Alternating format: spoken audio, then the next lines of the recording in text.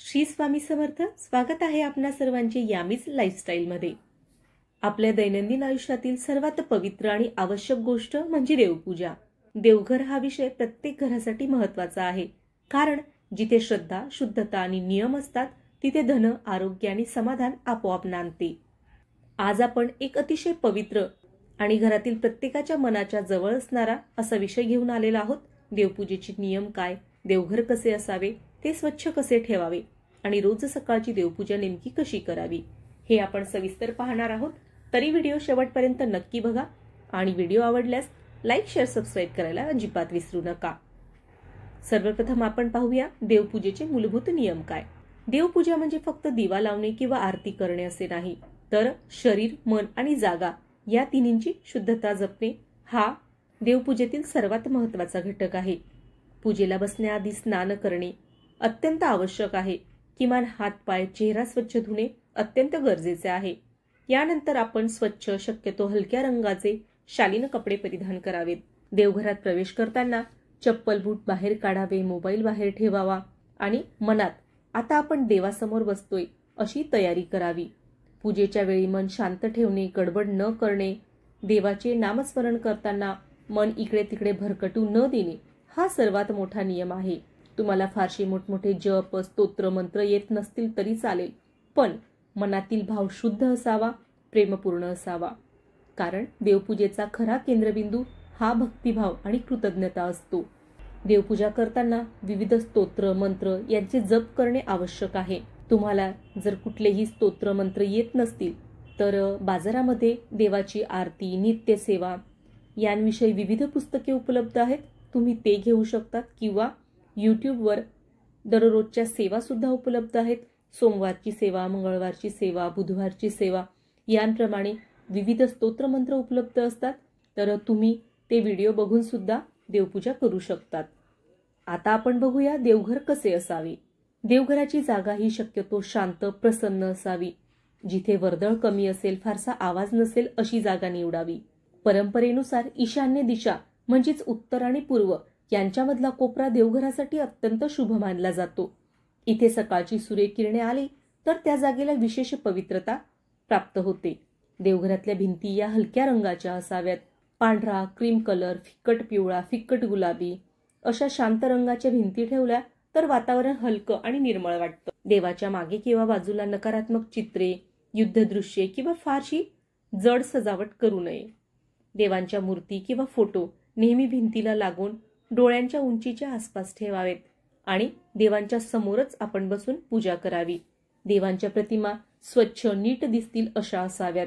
त्यांच्यावर धूळ साचलेली नसावी, काळेपणा आलेला नसावा. त्या व्यवस्थित घासून पुसून स्वच्छ करून ठेवाव्यात. देवघराची स्वच्छता म्हणजे केवळ झाडून काढणे, पुसून काढणे नाही. सकाळी, संध्याकाळी देवघरात हलक्या हाताने झाडून घ्यावे. तसेच कोरड्या फडक्याने सर्व धूळ पुसावी. वाहिलेली फुले, वाळलेल्या माळा, कालचा नैवेद्य किंवा फळे हे सर्व देवासमोर जास्त वेळ ठेवू नये. फुले वाळली की ती ताबडतोब बाजूला काढून त्यांचे योग्य पद्धतीने विसर्जन करावे. नैवेद्य जास्त वेळ ठेवायचा असल्यास त्याला झाकून ठेवावा. शक्यतोवर आजचा नैवेद्य दुसऱ्या दिवशी लगेच उचलून घ्यावा. दिव्याचा कापूस, वातीचे जुने तुकडे, अगरबत्तीची राख हे सर्व दररोज काढून टाकावे. आठवड्यातनं एकदा देवघर पाण्याने ओलसर फडके घेऊन पुसावे. त्यानंतर दिवा, अगरबत्ती, धूप लावून जागा सुगंधित आणि पवित्र करावी. देवघरात पूजेचे काही ठराविक साहित्य असावे, जसे घंटा, शंख, आरतीची थाळी, आणि ही फक्त देवाच्या पूजेसाठीच वापरावीत. देवघरातील भांडे रोजच्या वापरात टाळावीत. या वस्तू इतर कोणत्याही कामात किंवा खेळण्यात वापरणे टाळावे, म्हणजे त्या वस्तूंचे पावित्र्य अबाधित राहते. आता सगळ्यात महत्त्वाचा भाग म्हणजे रोजची सकाळची देवपूजा कशी करावी.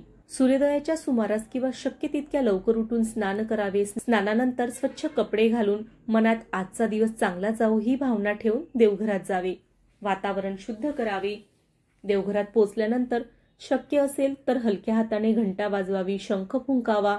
त्यामुळे मन एकाग्र होतं आणि घरामध्ये एक सकारात्मक स्पंदन निर्माण होतं. सर्वप्रथम दिवा लावावा.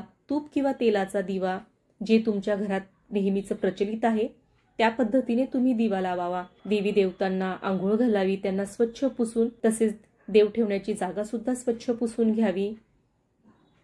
हळदी कुंकू अक्षता व्हाव्यात, ताजी फुले, तुळशीपत्र, बेलपत्र इत्यादी अर्पण करावेत. तांब्याच्या किंवा काचेच्या ग्लासात पाणी भरून देवांसमोर ठेवावे. तसेच नैवेद्य म्हणून छोट्याशा ताटात प्रसाद ठेवावा किंवा एका डब्यात झाकून ठेवला तरी सुद्धा चालेल. देवासमोर काही मिनिटे शांत बसून आपल्या इष्टदेवतेचा नामजप जरूर करावा.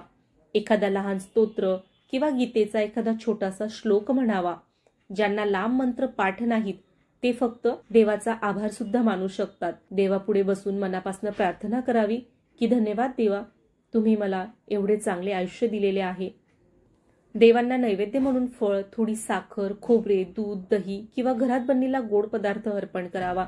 नंतर आरती म्हणावी आणि घरातील सगळ्यांनी शक्यतो देवासमोर उपस्थित राहण्याचा प्रयत्न करावा. आरती केल्यामुळे, नियमित देवपूजा केल्यामुळे मनाला स्थैर्य, आशीर्वाद आणि सकारात्मकता येते. आता जाणून घेऊया देवघरात कोणकोणते देव असावेत. बऱ्याच जणांना प्रश्न असतो देवघरात कोणकोणते देव ठेवावेत. आपल्या कुलदेवतांचे स्थान देवघरात सर्वप्रथम असावे, कारण ते आपल्या घराचे आणि वंशाचे रक्षक मानले जातात. त्यासोबतच श्री गणपती विघ्नहर्ता, लक्ष्मी धनसंपत्ती आणि सौख्याची देवी, तसेच घरातील श्रद्धेनुसार शिव, विष्णू, सरस्वती, विठ्ठल, रुक्मिणी यांसारख्या देवतांच्या प्रतिमा किंवा मूर्ती ठेवता येतात.